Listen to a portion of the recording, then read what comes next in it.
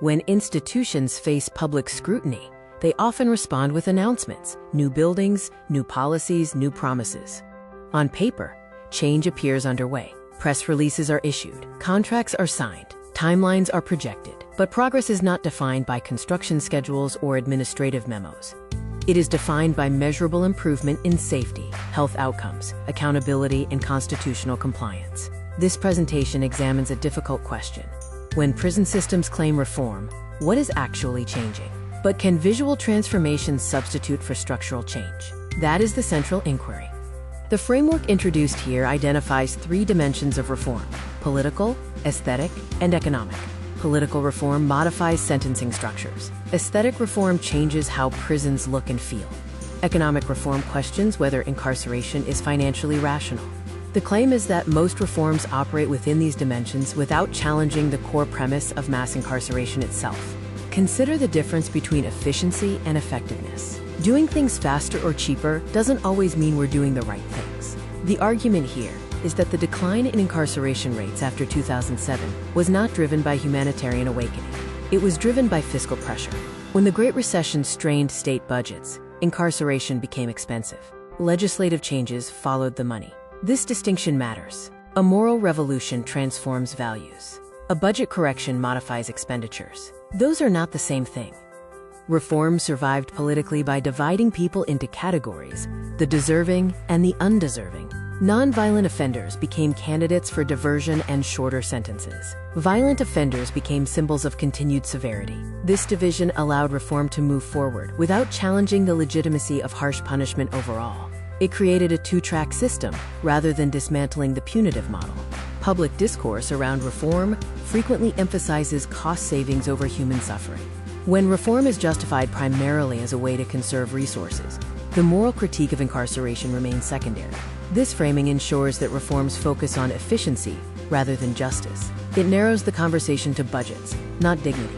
Smart on crime language reframes punishment as strategic rather than excessive, but it often preserves severity for those deemed dangerous. The system becomes selective rather than reduced. A small portion of the population benefits from leniency, while others face intensified penalties. This dynamic legitimizes the broader structure by presenting it as calibrated rather than cruel.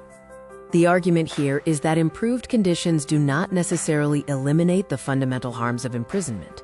Even when facilities appear cleaner or more comfortable, confinement still imposes isolation, dependency, and loss of autonomy. You cannot redesign captivity into freedom. Structural deprivation remains structural deprivation.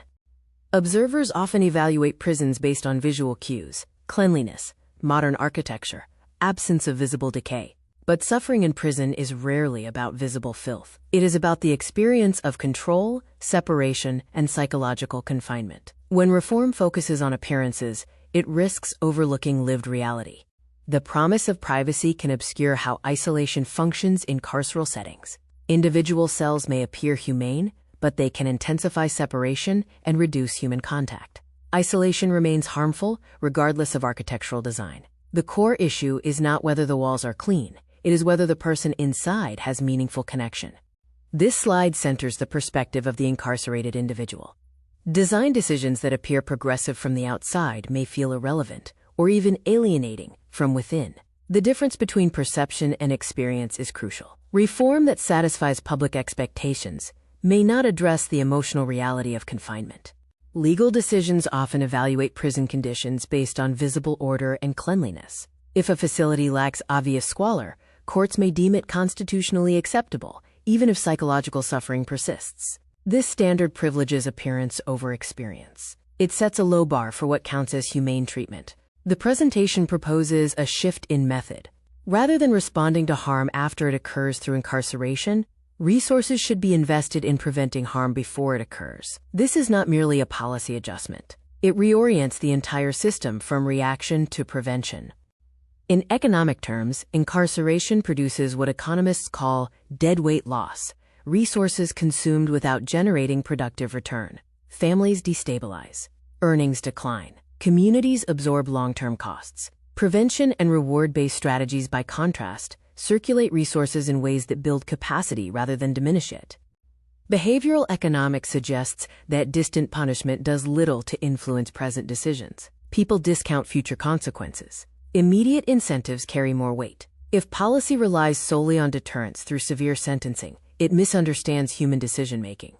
Critics argue that rewarding nonviolence or compliance could incentivize bad behavior. The rebuttal presented here is that this fear exaggerates risk. Structural barriers, social realities, and modest incentives limit exploitation.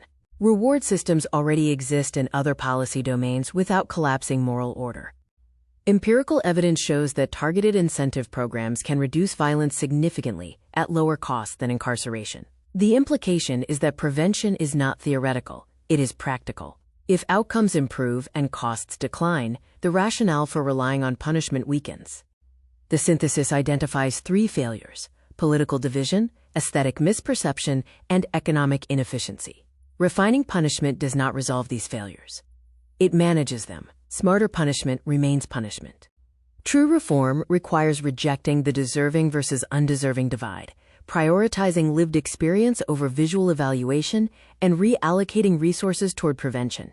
These are foundational changes, not surface adjustments.